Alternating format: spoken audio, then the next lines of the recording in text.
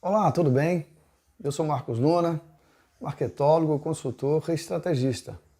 E hoje vamos bater um papo super especial. E eu vou lhe contar uma história bem interessante. Talvez uma história única, porque talvez você nunca tenha ouvido uma história igual a que eu vou te contar hoje. E talvez nem escute outra, seja a única história que você tenha tido acesso. Que é a história de como enfrentei uma vida como deficiente visual, portador de duas disfunções, retinose pigmentar e uveíte congênita, que me levaram à cegueira. A uma cegueira formal, né? Uma cegueira conforme a oftalmologia coloca. Porque ao longo dos meus 17 a 58 anos, muita história aconteceu, eu aprendi a conviver, aprendi a enxergar com outros mecanismos, com outros caminhos. Mas vamos lá, tudo começou quando eu tinha mais ou menos 17 anos. E um certo dia eu percebi que acordei como se tivesse com uma nuvem nos meus olhos. Tudo nublado, turvo, e, enfim, meus olhos não estavam bem. Isso era um domingo. E no sábado anterior eu havia saído, feito uma farra com os amigos, dançado. E fiquei pensando, poxa, será que eu já estou, né, na fase de não ter uma noitada? Passei aquele domingo um tanto desconfortável. Né? Meu senso, meu organismo falava, olha, não está bem. Tem algo que precisa ser cuidado. E aí na segunda-feira eu procurei um centro médico, fui atendido por um dos maiores especialistas aqui da minha cidade, Recife.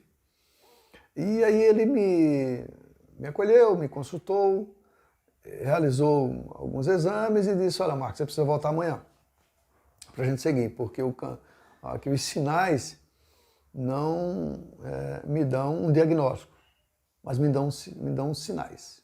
Volta amanhã. Tá bem. Mas já fiquei com aquela interrogação, né? Um tanto, digamos, atento. Porque eu perguntei, doutor, escuta, mas não dá para já me dizer o que tem? Ele falou, ainda não, mas já tem os sinais, vamos seguir. Volte amanhã. Volto eu no dia seguinte. E mais um dia no hospital. E olha, eu chegava por volta de 9 horas, quando me foi agendado, e no primeiro dia saí, era quase 18, e no segundo dia, já próximo de 18 também. E nesse segundo dia, eu já fui olhado por mais 2 outros profissionais. E mais uma bateria de exames diferentes. Lembro que foi repetido 1 ou 2. E aí, ao final do dia, novamente, esse médico que me atendeu disse, olha, volta no dia seguinte, porque ainda não tem um diagnóstico formado do seu caso. Volto eu na quarta-feira. Repetiu-se a mesma coisa, bateria de exames, cuidados, só que atendido por mais 2 profissionais. Então, ao todo, já 5 oftalmologistas, dentre eles uma mulher, muito atenta, observadora, me perguntou muitas questões, havia me examinado. E no final do dia ele disse, bom Marcos, agora nós já cuidamos de todos os exames visuais, exames clínicos, né, e agora você vem amanhã. E amanhã nós vamos ter uma conversa. Você vem amanhã às 15 horas para te oferecer o diagnóstico. Volto eu na quinta-feira.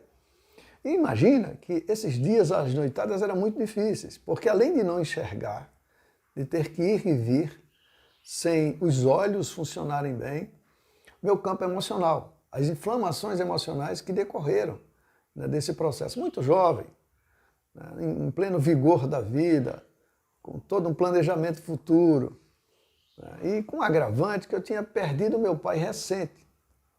Então eu já vinha de um luto, né, de um prejuízo enorme, porque o filho mais velho, de uma prole de 8 irmãos,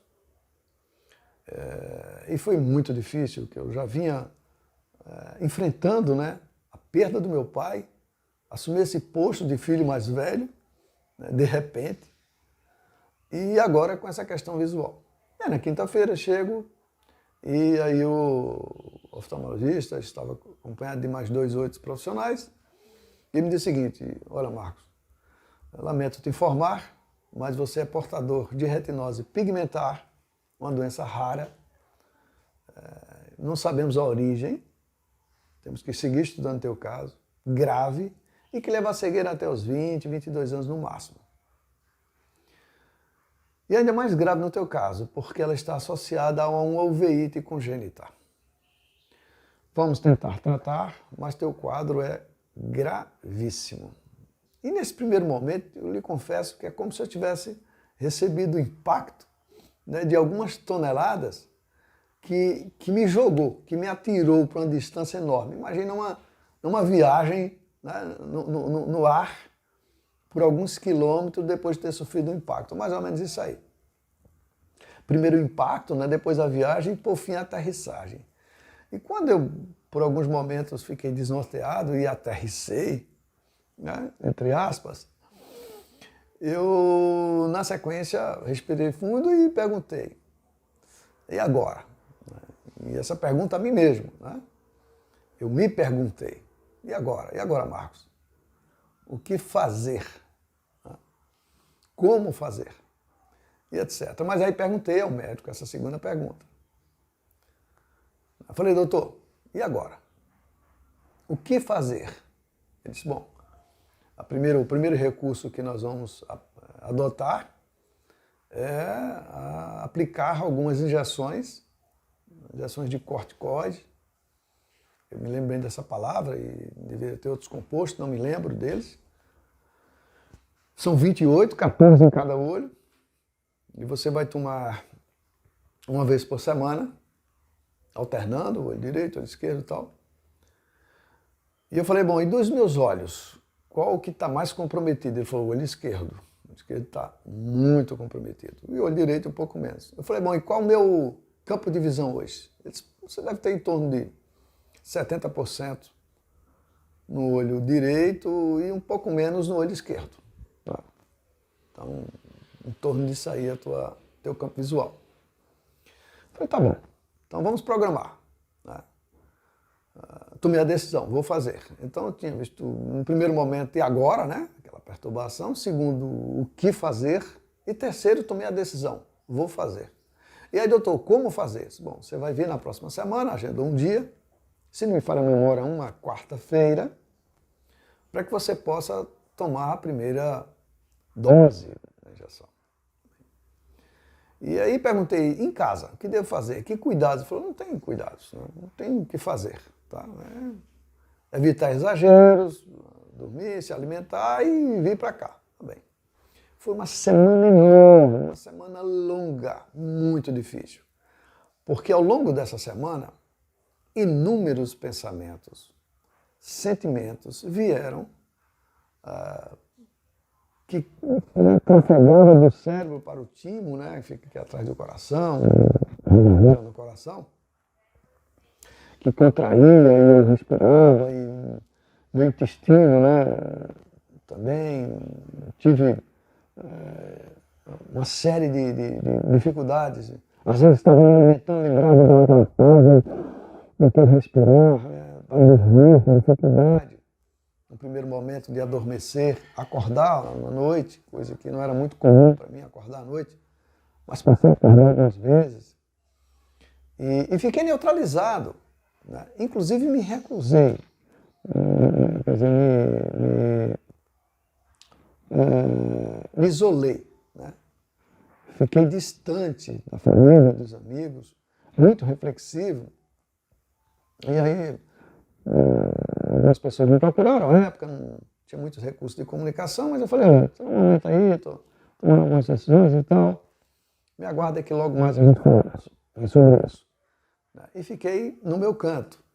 Uma semana solitária, uma semana dolorida e reflexiva. Enfim, chegou a quarta-feira e lá fui aplicando a primeira injeção no olho esquerdo.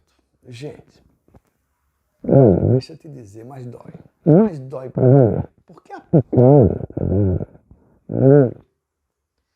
não provoca tanta dor. Mas quando é injetado o líquido, dá-se a impressão de que está se virando Hulk. O tecido vai dilatando.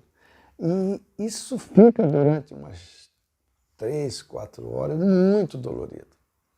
Então assim, eu tomava, foi às 9 horas, né? Eu fiquei um tempo lá de repouso e vim para casa e fiquei até o final da tarde muito desconfortável. Não almocei, com aquela dor insistente, aquele desconforto. Né? A dor não era já tão intensa quanto no primeiro momento, mas o reflexo disso. E assim foi. Eu tomei 28 injeções, 14 em cada olho. E lógico que a minha vida tomou toda uma mudança. Porque eu já vinha, né, da perda do meu pai. Nesse mesmo momento começaram a cair meus cabelos, e mais um problema. Né, para a minha época, jovem. E isso bateu na autoestima, bateu na minha força, né, interna. E aí somou esse trio aí muito forte. Mas terminou as injeções, o médico me convidou para consulta e falou: Marcos, olha, lamento, mas o que nós tínhamos de fazer, porque além dessas injeções, outros cuidados foram aplicados também. Falei: olha, Marcos, lamento, mas não temos mais o que fazer. Nossos recursos aqui esgotam e daqui para frente temos que buscar outros caminhos. E aí eu falei: bom, o que é que você sugere? Ele disse: olha, tem um grande especialista, é um colega meu, fora daqui, em Belo Horizonte, e se você quiser eu posso te encaminhar para lá. Faço o encaminhamento e você sabe. Então, por favor, faça. Eu vi o encaminhamento. E aí, essa altura, eu já estava apreensivo, porque a questão de custos, não existia plano de saúde na época, não existia. Plano de saúde era uma história, eu nem lembro se eu havia ouvido falar disso. Eu não lembro disso, nada. E já sabia que a luta era feia e eu precisava seguir para esse próximo passo. Mas nesse período aí, essa primeira fase, vamos dizer, essa primeira fase do tratamento, algumas questões foram amadurecidas em mim. A primeira delas foi eu lembrar que em uma aula de ciências, na época, uma professora havia colocado o seguinte: olha, nós somos seres compostos de bilhões de átomos. Então nós somos seres atômicos. E eu lembrei desse detalhe. Porque eu comecei no primeiro momento, né, logo depois de tomar pé do fato, né, fato é que eu estou deficiente visual, de 2 disfunções graves, que vai me levar à cegueira, e eu preciso tomar pé dessa situação, preciso tomar norte disso. Então foi o primeiro impacto meu, né, depois da notícia, né, ter recebido a notícia, foi a primeira reflexão, eu digo impacto interno, reflexivo que eu tomei. Pé da situação, né? Fato. O segundo foi: vou pesquisar, vou procurar saber, né, na minha vida até hoje, momentos que têm relação, momentos que falam ou que traz alguma importância para esses 2 agentes que vou enfrentar e para fazer o caminho de volta, recuperar a minha saúde. O primeiro deles foi esse, né? Eu lembrei desse fato que a professora disse: bom, então eu sou um ser atômico. E se eu sou um ser atômico, eu tenho uma força atômica. E se eu tenho uma força atômica, eu vou aplicá-la.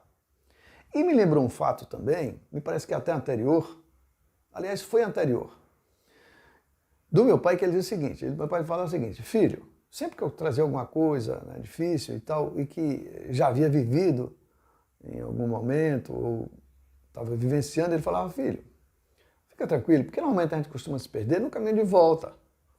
Né? Se você já fez isso aí, se você já experienciou, o que você vai fazer é o caminho de volta. Procura lembrar de como foi o caminho de ida dessas outras vezes. E eu me lembrei: poxa, de fato, o que vou fazer é o caminho de volta. Isso me deu uma alegria, me deu uma força interna enorme. Porque eu pensei: bom, Em algum momento, meu organismo se perdeu no caminho de ida. Deixou de enxergar bem. Eu não nasci deficiente visual. Eu me tornei um deficiente visual. Em algum momento, meus olhos se perderam. Deixaram de entender por que enxergar bem, que era o papel deles, não devia mais sê-lo. Tá. Então agora o que eles precisam voltar é a fazer o que já faziam antes. Então, portanto, é um caminho de volta. E aí eu comecei a tomar força. Porque primeiro, não é um caminho de ida, é um caminho de volta. Eu já conheço o caminho de ida. Eu vou só rememorá-lo. Né? Eu vou só mapeá-lo, que é o que fiz. O segundo é que eu vou fazer com uma força que no caminho de ida eu não apliquei. Ela estava dentro de mim, mas eu não apliquei, que é a força atômica. Essas duas, digamos assim, molas propulsoras, esses dois pilares, esses dois fundamentos, me deram uma força enorme. Bom, então ciente do fato, e diante dessas duas forças, eu falei, vou tomar algumas providências que elas poderão ser necessárias. A primeira delas foi que me inscrevi na Associação de Cegos, aqui de Recife, Pernambuco. Fui na associação e me inscrevi. Segundo, comprei uma vareta, para que eu pudesse aprender a como utilizá-la, né? Porque deveria ser um instrumento para mim. Não só um instrumento de segurança no traslado, bem como para sinalizar onde eu chegasse às pessoas que ali tinha alguém que enfrentava uma disfunção visual. Precisava ter um cuidado nesse âmbito da visão. E o terceiro foi estudar Braille. Porque se eu vou perder a visão, eu vou precisar me comunicar através do tato. Então essas medidas práticas também me trouxeram força. Né? E aí nessa questão da força, a soma de todos esses fatos me deram um empoderamento. E quando eu digo empoderamento, é IN, ponderamento, não é empoderamento, porque é dentro. É empoderar, dentro, né? É poder dentro. Eu despertei o meu poder dentro. Me empoderei diante dessas questões todas.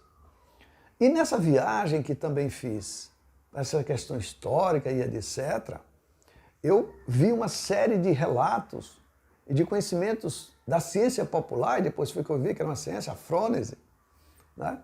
De ações que poderiam ser feitas, né? De cuidados de alimentação, de práticas complementares, que eu como matuto, porque eu nasci no mato, nasci no mato mesmo, né? Com a parteira, vivi muito tempo junto da natureza e vi como os animais, diferente dos humanos, se comportavam, e bem como os humanos da região.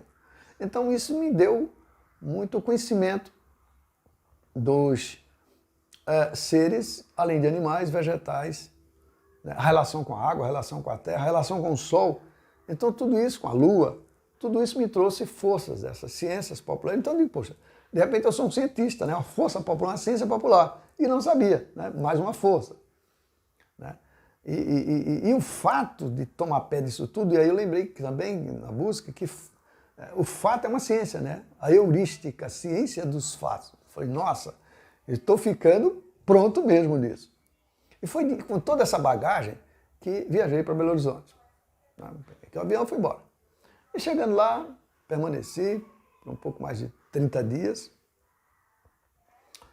Me submeti a renovar todos os exames, consultas, procedimentos, etc. e tal. E depois disso tudo,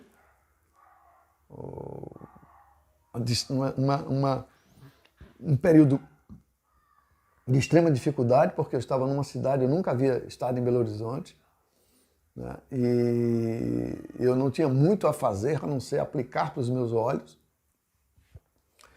E quase sempre eu ficava o dia inteiro na clínica, né? Porque tinha exames e cuidados e etc. E era lá que eu queria ficar. Por quê? Porque lá estavam os conhecimentos que eu não tinha. Eu já estava de posse dos conhecimentos populares, já estava de posse da força dos fatos, já estava de posse da força atômica, mas eu precisava da força médica, eu precisava entender como é que funciona o globo ocular. E aí foi muito importante essa minha estada, porque eu iniciei, estudo até hoje, mas iniciei os estudos e adensei muito, aprofundei muito. Porque o profissional que me acompanhava, o senhor muito atencioso, né, me tinha um carinho semelhante a um filho. Né? Ele sabia que eu era do interior, sabia que eu estava vindo de Pernambuco exclusivamente para isso. Sabia naturalmente do custo, né, que é ficar no ambiente, tal, alimentação todos os dias, consultas, exames, tudo isso pago. Em algum momento, inclusive, ele foi cortês comigo, né, em reduzir custos, me oferecer carona, né, de retorno. Ou muitas vezes se propôs a passar para me buscar onde eu estava, para me trazer para a clínica. Então, estabelecemos uma relação. E aí eu já estava praticando a influência-osfera, ou seja, minha influência na esfera eletromagnética, a partir da minha... Já entrou uma nova força, que é a força humana, a força eletromagnética. Então eu tinha uma força atômica que era aplicada através de ações mecânicas, né? De ida e volta.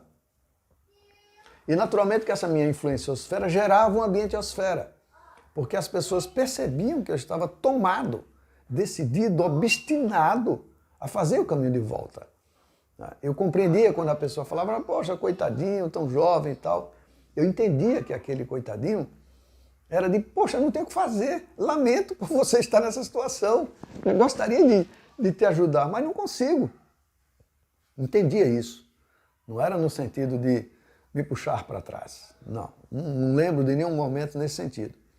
Mas entendia que aquela visão era a visão da pessoa olhando para mim.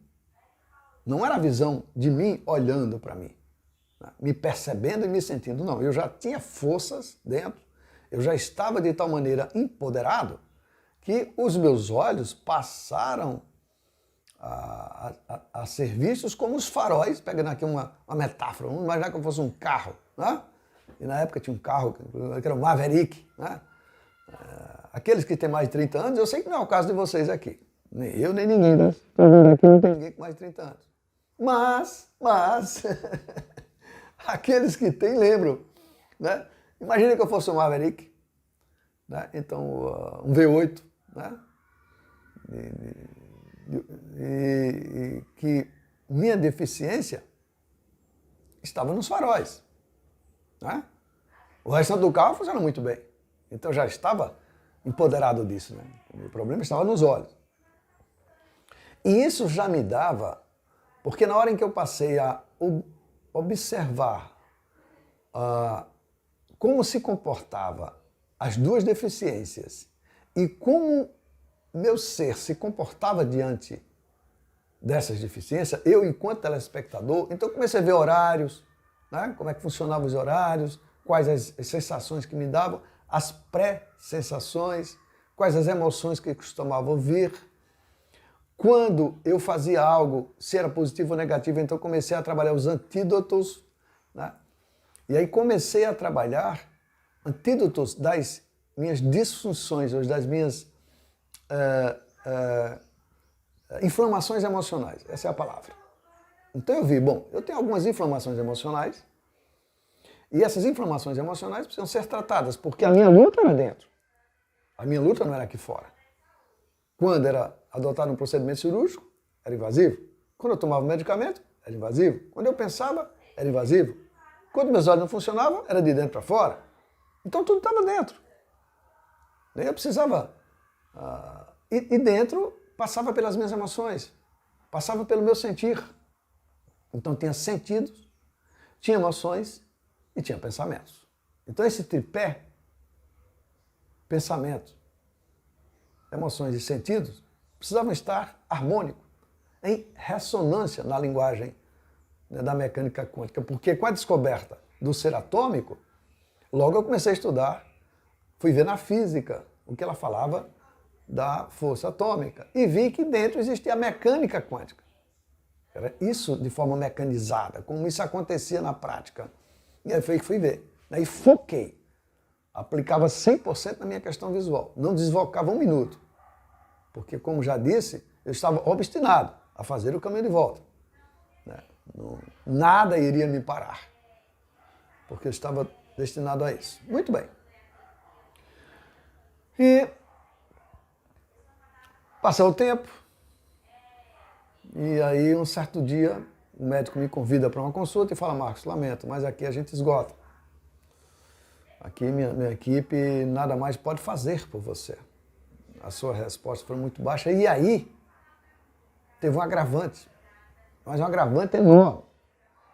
É que nesse percurso do tratamento de Recife, o primeiro para esse segundo em Belo Horizonte, digamos, a segunda fase do meu tratamento, eu perdi mais 20% aproximadamente de visão, me restando 10% no olho direito e alguma coisa no olho esquerdo.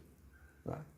Claro que isso não é exato, mas mais ou menos é o que o médico falou, Marcos, é mais ou menos em torno disso. O ângulo de visão de 60 centímetros. Então aquilo que estava a 60 centímetros, eu ainda via de forma desfocada. A partir de 60 eu não via mais nada. Então isso me trouxe toda uma dupla opção de tomada de decisão. Bom, por que meu tratamento andou para trás? É a minha pergunta. Por quê? Ora, se eu estou empreendendo todos os esforços, por que não andou para frente? Mas aí eu lembrei também que meu pai me falava que às vezes era necessário dar um passo atrás para seguir. Não era para voltar. Não era marcha ré. Não era andar para os lados, andar de lado. Mas era um passo atrás para se fortalecer, para seguir. E aí me veio falei, nossa, então esse passo atrás é um passo para que eu possa compreender melhor a minha jornada, a minha seguida. E aí, diante dessa alta, o médico já me falou, olha, existe um grande especialista em São Paulo, né, que é a maior autoridade desse assunto hoje no nosso país, e eu vou te encaminhar para lá. E vou fazer uma recomendação especial e vou ligar para ele. E assim ele fez, da minha frente. Ligou, falou com esse especialista lá em São Paulo, inclusive hoje até o presidente da Sociedade Brasileira de Oftalmologia, e me fez a recomendação por escrito. E eu fiquei, me lembro, mais uns 2 ou 3 dias ainda em Belo Horizonte, pensando exatamente nessa questão, desse passo atrás. Por que eu, empreendendo todo esse conjunto de ações terapêuticas, minha visão deu um passo atrás? Aí isso me deixou um tanto interrogativo. Bom, e aí me veio a lembrança de que esse passo atrás tinha como finalidade me fortalecer, de sedimentar melhor as minhas bases. Né? E eu lembrei do bambu chinês, que o bambu chinês leva 2, 3, 4 anos, 5 para brotar, mas quando ele brota, né? Ele tem 20 metros, 10, 15, 20 metros para baixo. Então, ou seja, por isso que lá fora ele é resistente. Por isso que lá ele enverga, mas não quebra, né? Você já viu o bambu? Ele fica lá, mas não quebra. Porque ele tem resistência, ele tem força. Então eu falei, bom, eu estou crescendo para dentro, não é andando para trás. Porque aí, nesse mesmo tempo, eu comecei a estudar a questão dos meus sentidos, o olfato, o tato, a audição, o enxergar por dentro, o enxergar para fora, que não é olhar, porque olhar é uma forma de aplicar o olho, né? Para olhar precisa ter olho. Mas para enxergar, para ver, não. Eu posso fazer isso sem os olhos. E fui descobrindo isso aí. Né? Então, o ajuste desses sentidos, por exemplo, vou cruzar uma rua, qual o sentido que vem o vento, para que eu fique posicionado no sentido do vento. Né? Se de repente eu estou caminhando e vem um barulho que eu pare, porque quem está vindo vai tentar me desviar, então eu paro. Se vem alguma pessoa em meu auxílio, que eu acate, porque é uma gentileza, enfim. Então eu comecei a me tratar como era a dinâmica no dia a dia a partir dos meus sentidos. Tato, olfato, paladar, visão, audição. Então, esse estudo dos sentidos, eu me aprofundei densamente. Fui bem fundo nisso aí. E segui a São Paulo. Mas antes de ir a São Paulo, eu retornei a Pernambuco, porque eu já estava descapitalizado, me desfiz de mais um imóvel e aí já estava pesado. Do ponto de vista financeiro, a carga já estava acima do caminhãozinho, aquela história de muita areia para o caminhãozinho só. Então já estava. Revi a família, conversamos, trocamos emoções, mas isso não foi muito simples, né? E segui a São Paulo. Bom, chegando lá fui atendido e seguiram os exames e tudo mais. Passo no consultório, passo no hospital de clínicas, lá da cidade. Isso foi algum tempo. E se passaram quase 60 dias nesse vai e vem. E nesse período eu estudei profundamente como o meu olho estava posicionado em relação ao meu corpo. Quais as ligações, quais as interferências, como se dava a questão da visão. Aí entrou a luz. Quando entrou a luz, que eu digo, bom, então o ponto-chave aí é a questão luz. Ora, eu lá dentro, as poucas células que estão ainda disponíveis, que me dão um campo de visão, elas emitem luz. Né? Fótons. Né? Há uma produção de fótons, de luz. Eu tenho uma fábrica lá dentro. Então a minha questão é como que eu vou aplicar esses fótons, essa luz, para que revelada, ela me dê um alcance de visão superior ao que eu tenho hoje. Isso é um exercício mental. Então eu falei, bom, eu preciso me comunicar diretamente com as minhas células oculares. Minhas células ligadas ao meu sistema ocular. Né? As minhas células que estão lá na minha retina. Essas células germinativas, essas células condutoras. E me dediquei muito ao estudo disso. Né? Os médicos me apoiavam, me davam artigos, enfim. A literatura, era tudo escrito. Na época nós não tínhamos a internet, pelo menos assim de forma ampla. Não lembro se já publicada, já. Mas muito restrito, enfim, eu não tinha acesso. Não existia aparelho celular, nada, né? Então, adensei muito meu conhecimento e diante dessa força eu fui organizando. Então eu comecei a pensar que eu precisava ter uma rotina, que eu já havia trabalhado lá atrás da rotina, mas uma rotina que seguisse um método. Por que um método? Porque eu precisava ter um meio para chegar a um fim. Eu tinha do lado a disfunção, do outro que eu queria de forma clara, mas e um meio? Esse meio teria que ser metodizado. E esse método teria que aplicar, porque nada que vinha de fora estava respondendo. Porque ao final de 2 meses e pouco, na última consulta que eu tive lá com o médico, nessa fase, ou seja, na terceira fase do tratamento, ele falou o seguinte, Marcos, lamento, mas aqui se esgota todas as possibilidades que nós tínhamos de lhe tratar. Nosso limite aqui fica. Falei, doutor, e agora? O que eu faço? Ele disse, não tem mais. A solução que se discute hoje, que a ciência não percebe, é um tratamento em Cuba, que lá eles estão fazendo, que tem algum resultado e tal. E o segundo, voltar para Recife.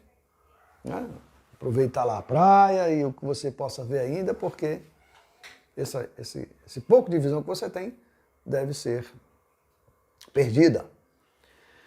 E aí a reflexão sobre a Cuba, eu falei, bom, mas eu não conheço nenhum centro de formação em Cuba. Então, se Cuba não tem um centro de formação, como é que ela tem um centro de especialistas? Eu não encontrei ressonância.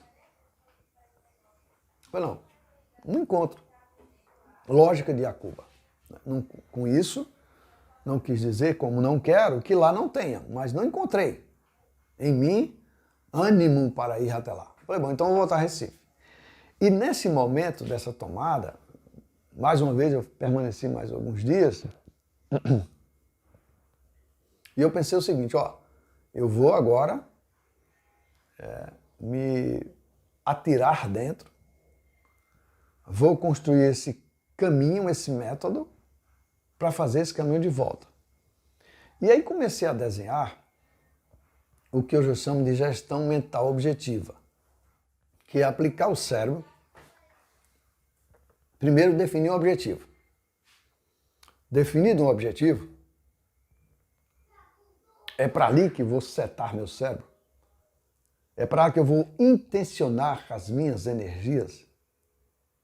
É ali que eu vou focar, direcionar meus fótons. Ok, então esse é o objetivo. Agora, eu vou usar que equipamento para fazer isso? O cérebro. Então, por isso, gestão mental objetiva. Obrigado, meu filho.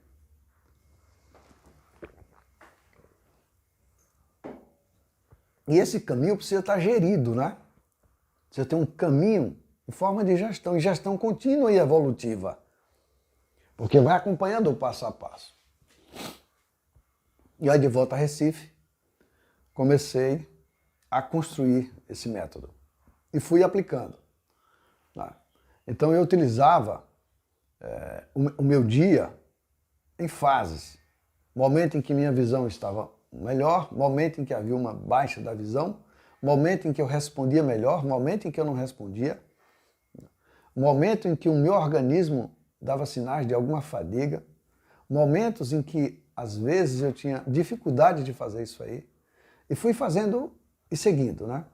Acompanhado aqui por um médico, especializado de São Paulo, eu falei, bom, me indique um profissional lá em Recife, ele me indicou, me recomendou por escrito. Eu me dirigi a ele e passei a mensalmente consultá-lo. Isso foi se passando. Passaram alguns anos, certo dia eu fui ao seu consultório de rotina, e lá ele me examinou, e antes disso, de ir ao consultório, eu percebi, de forma não sentida fisicamente, mas de sensação, de que havia uma mudança.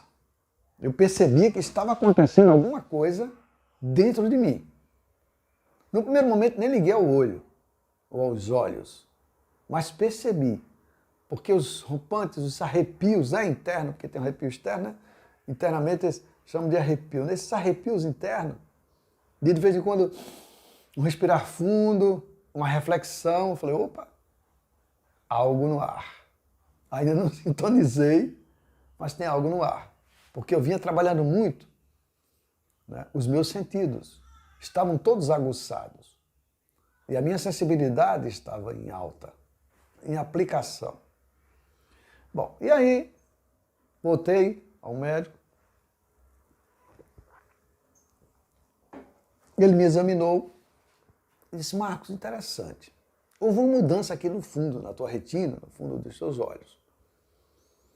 E isso abriu uma janela que até então era impossível de se ver, inesperada, mas que, do jeito que essa janela está, havendo uma nova intervenção que você autorizar, vamos fazer isso com laser, e é possível que amplie o seu alcance de visão. Tá bom, vamos sim, claro, eu tinha feito inúmeras, submetido a inúmeras cirurgias, não lembro nem quantas, foi inúmeras, mais de 20 processos, intervenção cirúrgica, intervenção laser, desenvolvi nesse período uma catarata, por conta da quantidade de corticosteroides e outras, me submeti ao processo de retirada, né, dos cristalinos. Então foram inúmeros procedimentos cirúrgicos e intervenções a laser. Bom, e aí programamos para a semana seguinte, fazer a primeira intervenção, eles vão fazer no olho esquerdo, porque é o olho mais comprometido, se a gente perder ele, né, a gente não tem um prejuízo maior. Tá bom, assim foi. Vamos lá, com o pé da minha marida, e chegando lá, minha esposa, né, chegando lá, fui submeter o procedimento e fiquei numa sala de repouso, sentado numa cadeira confortável durante um tempo. Uma hora depois, veio o enfermeiro, retirou o tampão do meu olho. E quando ela retirou o tampão, à frente da cadeira que eu estava sentado, tinha uma tela, um quadro verde, né, com alguma pintura e tal, mas com fundo verde. E é interessante porque eu comecei a ver, eu não via cores, eu não sabia o que era cores, eu sabia que era cores se estivesse próximo de mim a 50 centímetros, 40, e durante pouco tempo, porque começava a doer, né? Então não tinha condição de olhar muito, de ler muito, porque eu vi uma letra grande, nem que fosse grande. Eu ficava olhando um minuto ali e meus olhos começavam a doer, né? Eu tinha que me afastar. Então eu olhei, comecei a olhar e falei para Irene, né? Meu amor, escuta, e esse fundo aí dessa tela? É verde? Ela falou, você está vendo essa tela? Eu falei, estou. E aí foi aquela alegria na sala, choros, né, e tal. Inclusive estou me contendo agora, porque estou revivendo, né? Aquele momento. Poxa, você está vendo essa tela, que bom e tal. Nisso vem entrando o doutor que me acompanhava, o oftalmologista me acompanhava. Falou, tudo bem, Marcos? Tudo. Aí minha esposa falou, olha, ele está vendo essa tela verde. Ele falou, você está vendo essa tela aí de fundo, rapaz? Tem certeza mesmo? Me diz a cor dela. Eu falei, é verde. Ih, rapaz, então realmente houve um avanço aí, inexplicável, mas houve um avanço e nós vamos então dar um tempo, parece que de 15 dias, eu não lembro se foi isso, mas por aí, para a gente submeter o olho direito a um novo procedimento. Tá. E eu voltei para casa super animado, né, na volta, mostrando, vi os outdoors, ali tá verde, tá preto, tá amarelo, tá verde, etc, vermelho, muito animado, festivo, né? E fiquei muito tempo. Né? Até hoje, quando eu reparo muitas vezes uma imagem, quando eu reparo um texto, que eu fico pensando, eu estou lendo isso aí, como que eu estou lendo, né? Porque eu sou diagnosticado cego, né? Eu tenho um diagnóstico, eu sou tratado como tal. Né? Entanto que ainda hoje, quando vou para os lugares, levo minha vareta, lugares novos para as pessoas perceberem e tal. Né? E estou aposentado como tal, então eu tenho de fato uma cegueira. Né? Então a minha forma de enxergar não é com os olhos, de forma tradicional. Não, a minha forma de enxergar ela é diferente. É uma maneira própria que eu criei de ver, porque quando é feito exames, se submete anualmente, né, tá lá os atestados médicos, né, e a própria, enfim, toda a minha documentação é de cego. Né? Não tem essa palavra, tem deficiente visual, mas é isso aí, é cegueira. E aí, voltei 15 dias depois, me submeti a nova intervenção, e aí isso aclareou meus olhos. Bom, Marcos, eu vou te passar um óculos apenas para que você possa ter um descanso, né, nos olhos, porque houve uma abertura interna aí. Não sabemos o quanto isso vai te propiciar, o quanto isso vai permanecer, mas é por aí que vamos. Bom, e a partir daí, gente, aconteceu um fenômeno interessante, porque do ponto de vista clínico, do ponto de vista do aparelho visual, quando ele é examinado, quando é feito exames, não tem visão. Mas quando eu olho, eu vejo. Isso é o resultado dessa aplicação que eu fiz, da maneira como me apliquei ao longo da minha história como deficiente visual. Por isso o título, Como Superei a Minha Deficiência Visual. E aí chegou o momento de ajudar outras pessoas. Eu estou naquela fase de, poxa, eu sei que tem muita gente que tem dificuldade de ir ao banco, dificuldade de como atravessar a rua, dificuldade de sair para fazer umas compras, de estudar. Eu estudei, me formei, né? Sou marketólogo, exerço, né, a função de estrategista, né, e consultor. Então tenho uma vida trabalhada e trabalhosa. Né? Inclusive com uma história muito interessante, porque eu passei uma época em Maceió, uma cidade próxima daqui, capital de Alagoas, e lá tinha uma senhora que tinha um filho, e esse filho começou a dar sinais de disfunção visual, foi identificado com retinose, e ela disse, meu filho, olha, Marcos, meu filho já tentou, através de amigos em comuns, né, ela chegou a mim, e disse, olha, meu filho está tentando suicídio algumas vezes e tal, etc. Você pode ajudá-lo? Eu falei, claro, vamos lá. Então fui lá conversar com ele, o rapaz estudar risco no apartamento e tal, no quarto, não queria sair. Eu falei, rapaz, olha, quer fazer o seguinte? Vamos fazer o seguinte? Vamos passar um dia comigo? Passa um dia comigo e aí a gente vê, né? Como é que você vai observar. E assim foi. Né? Um dia ele me acompanhou, passou um dia comigo, para cima e para baixo lá, andando a pé, andando de ônibus, etc. e tudo. E ao final do dia eu falei, ó, cara, tá aí como você vê. O que é a rotina de alguém que tem uma retinose pigmentar associada a uma veíte. Se você quer se suicidar, não fique fazendo essa brincadeira com a sua mãe de tentativas sem sentido, né? Cortando pulso, tomando comprimido. Eu sou matuto, né? Falar cachete, bebendo cachete, não, por favor. É evidente que hoje eu Não sei se falaria dessa maneira, mas na época, né, jovem e tal, eu falei, isso não é brincadeira, sua mãe é uma pessoa que se dedica, que lhe oferece tudo, ela tinha boa condição financeira, oferecia tudo. Aí você fica com essas brincadeiras. Não, vamos fazer o seguinte, cara, toma pé da situação e vai cuidar da vida. E esse jovem, a partir desse encontro, tomou pé e seguiu a vida dele e tal. Então, muito bem. Né? E hoje eu quero ajudar muito bem mais pessoas. Tá? E vou seguir nessa jornada de ajudar pessoas que sofrem de alguma deficiência visual a superar ou a tentar superar, porque eu não sei se você vai superar, não sei. Eu sei que eu superei. Eu vou te falar do caminho, o passo a passo de como eu segui, né? Quais as decisões que tomei para alcançar o objetivo que alcancei. Tá? Então vamos seguir conversando, o vídeo já está longo, né? Já é hora da gente dar um próximo passo. Na descrição do vídeo você tem o meu canal pro meu link no WhatsApp, tá? Então você vai clicar lá, vai colocar teu nome, vai dizer, Marcos, quero saber mais sobre o método GMO aplicado às disfunções visuais, certo? E a gente segue e dá o próximo passo. Combinados? Abraços e até lá.